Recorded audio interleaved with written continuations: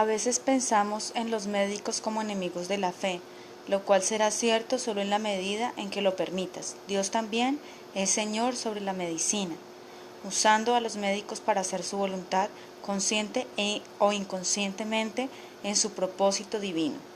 Capítulo 10. Confiando en la promesa.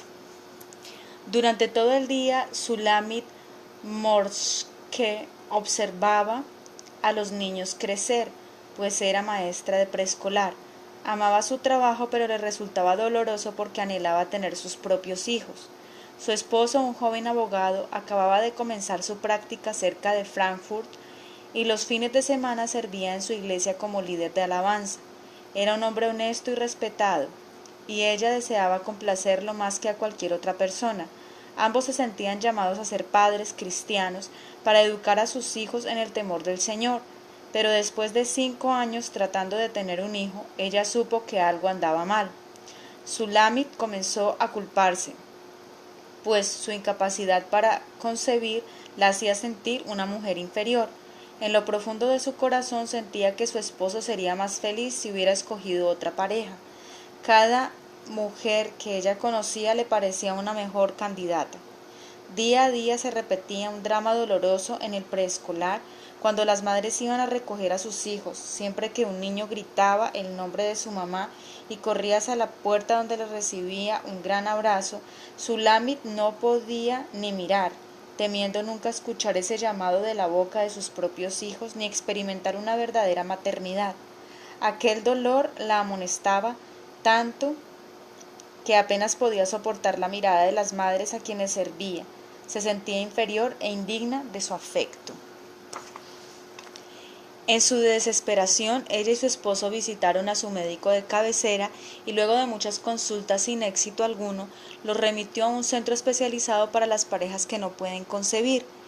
Esta era la clínica de más recursos en la región de Alemania donde ellos vivían.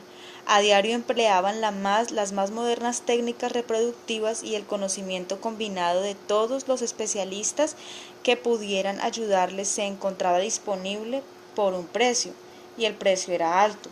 Comenzaron una serie de pruebas de comprensión, iniciando con entrevistas intensivas. El equipo de especialistas les hizo numerosas preguntas personales acerca de su trasfondo familiar, así como de sus propias vidas. Luego les hicieron pruebas exhaustivas para saber si el problema se encontraba en el funcionamiento de los ovarios o si era algo relacionado con la esperma. Los médicos emplearon todos los métodos disponibles para determinar de quién era el problema. Algunas de las pruebas eran humillantes para ambos.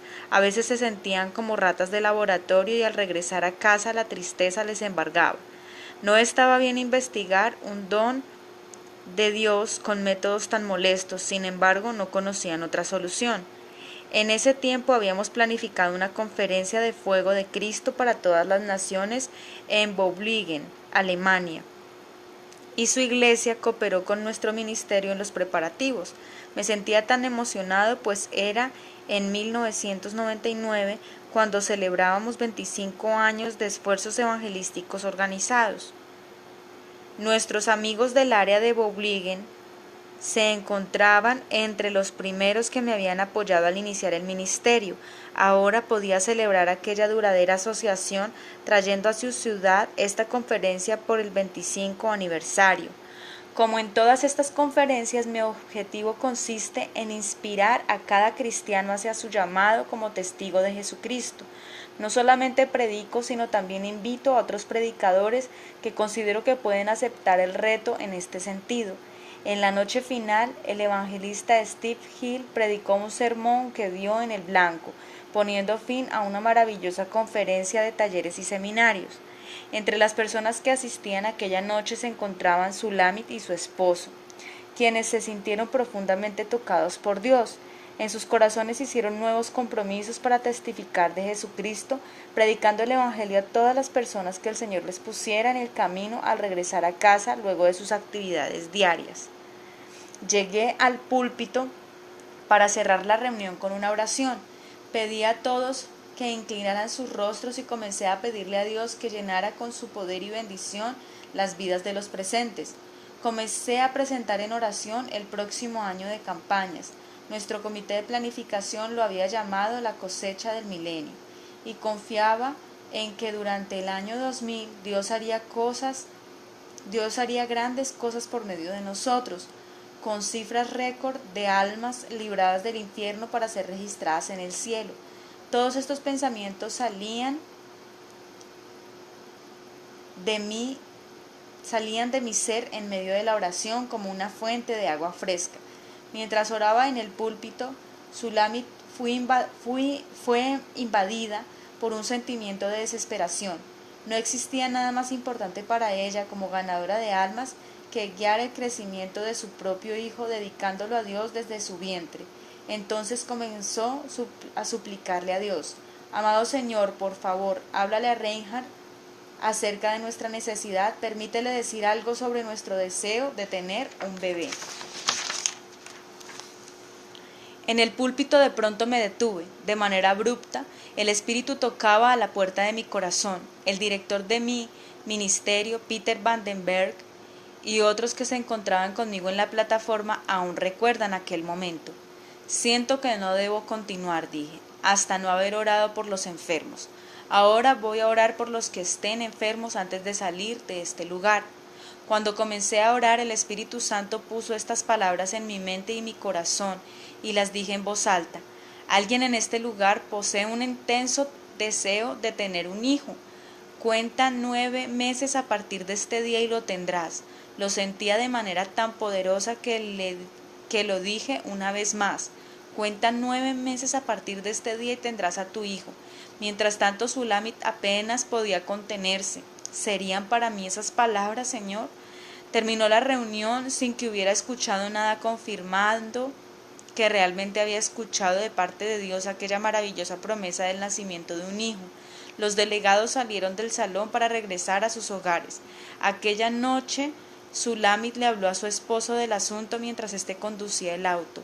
Le contó cómo había orado secretamente para que Dios me hablara mientras dirigía la oración final.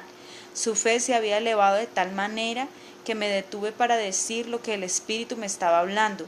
Aquella promesa tenía que ser para ellos, pensó.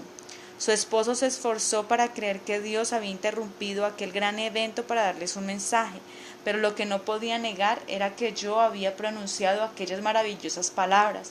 Durante todo el trayecto hasta su casa conversó con su esposa sobre el tema, decidiendo tomar para ellos la profecía de los 9 meses. Si Dios les había hablado a través de mis palabras, se dijeron a sí mismos, simplemente ocurriría de esa manera. 10 días después de la conferencia, sonó su teléfono. Un miembro del equipo médico que los había atendido los llamó para darles una mala noticia. Los médicos expertos de la clínica analizaron todos los datos de las pruebas de fertilidad, arribando a una conclusión. No había esperanza alguna de que concibieran un hijo. La clínica no les recomendaba que lo siguieran intentando, pues los médicos habían determinado que la fertilización artificial no funcionaría en su caso. Ni siquiera una operación quirúrgica les ayudaría. La persona que hizo la llamada les dijo que los médicos habían sugerido que pensaran en la adopción como único recurso. Sulamit se quedó aturdido.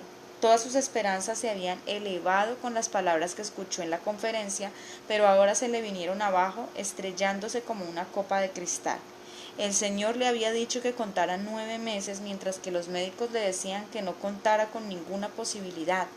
Sentimientos de inferioridad descendieron sobre ella como una oscura nube. Sospechaba que su vida no era más que un fracaso como mujer, pero ahora lo había confirmado. El dolor de saber que nunca concebiría un hijo como una madre biológica regresó a su mente con furia. Por el momento no podía pensar en la adopción, solamente escuchaba el silencio de la guardería que había construido en su mente para un hijo que nunca nacería. Al colgar el teléfono estalló en cólera. Luego de todo lo que habían invertido en aquella clínica, ¿cómo era posible que una noticia tan sensible y devastadora les fuera dada en una llamada telefónica informal? El insulto provocó que se añadiera un dolor aún mayor a su herida. Días más tarde les llegó una carta de la clínica confirmando todo lo que ya había escuchado por teléfono. Al compartirlo con su esposo, ambos se dieron cuenta de que su anterior decisión de aceptar la promesa del Señor había tomado un mayor peso. pues ahora estaban completamente seguros de que por medios naturales les sería imposible concebir. Su fe se tambaleó, pero al mismo tiempo se fortaleció de una manera extraña. Solo Dios podía hacer que tuvieran el hijo que tanto anhelaban. Sulamit regresó a su trabajo en el preescolar, observando cómo jugaban los niños de otras personas y les enseñaba acerca de Dios y su amor por ellos. Mientras tanto, su corazón oscilaba entre la promesa que Dios le había dado en la conferencia de fuego y la cruel decepción recibida a través del informe médico. Cada día se esforzaba por creer en lo imposible, preguntándose si Dios le habría hablado a otra mujer y no a ella. Pero por medio de la profecía de Reinhard Bonnke, en la conferencia de fuego, su esposo se encontraba tan inmerso en su trabajo que le quedaba poco tiempo para pensar o hablar al respecto. Transcurrieron 7 semanas cuando Sulamit sintió que había algo diferente dentro de ella. Al principio no se atrevía a decir nada, pero su cuerpo evidentemente iba cambiando. Al fin se decidió a compartirlo con su esposo e inmediatamente planificaron una visita al médico. En la consulta le hicieron las pruebas y no podían creer los resultados. Sulamit tenía 7 semanas de embarazo. Era imposible. 10 semanas después de la conferencia recibí un correo electrónico diciéndome que había ocurrido un embarazo como cumplimiento de la profecía que había dado en la conferencia de fuego.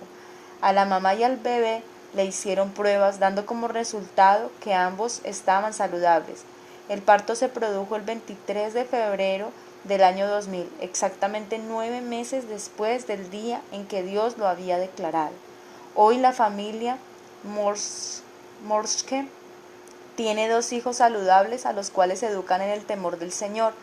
Uno de ellos asiste al preescolar, donde su mamá es maestra. Sulamit ha recibido los deseos de su corazón.